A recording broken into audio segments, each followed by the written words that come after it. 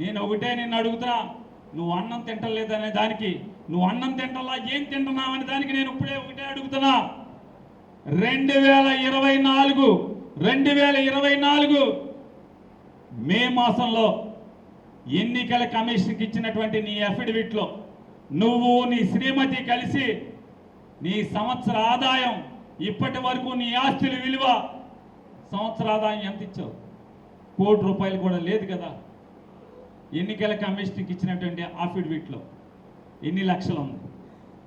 ఎన్నికలు అయిపోయినాయి, 100 రోజులైనాయి. తెలుగుదేశం పార్టీ ఆఫీస్కి ₹1 కోటి చందా ఇచ్చాడు చంద్రబాబు నాయుడుతో. నోటితో చంద్రబాబు చెప్పాడు. నిన్న కాక మొన్న కడపలో మహానాడు జరిగితే మహానాడులో ₹1,25,00,000 ఇచ్చాడు. ఎక్కడి ఎన్నికల్లో ఎమ్మెల్యే గెలిచిన మంత్రి అయ్యే వరకు నీ ఆదాయం ₹1 కోటి కూడా లేదు కదా. మరి ఎక్కడి ఈ ₹2,25,00,000 ఎక్కడి? బందరకోటలో గుడి కడుతున్నావు, దానికి డబ్బు ఎంత?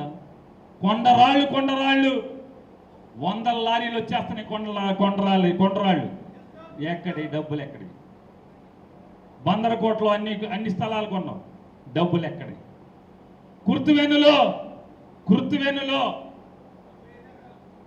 45 ఎకరాలు దౌర్జన్యంగా 200 మంది సైకో గాళ్ళని, గోండా గాళ్ళని తీసుకొచ్చి 45 ఎకరాలు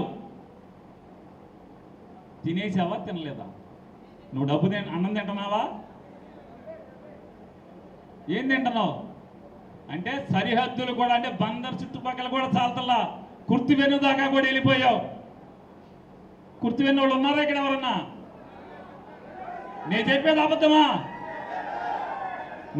అబద్ధమా?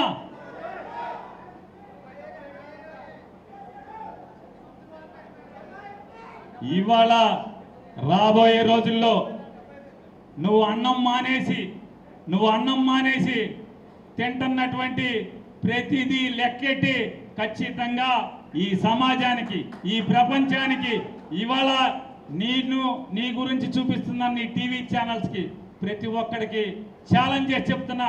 కొల్లు రవీంద్ర గెలిచిన దగ్గర నుంచి అన్నం మానేసి ఏం తింటున్నాడో ఆధారాలతో సహా మీ అందరికీ చూపిస్తున్నామంటాం. 6 నెలలకి మా ఊరు ఎమ్మెల్యే అన్నం మానేసి ఏం తింటున్నాడో కూడా మీకు సాక్ష్యాధారాలతో సహా చూపించబోతున్నామని కూడా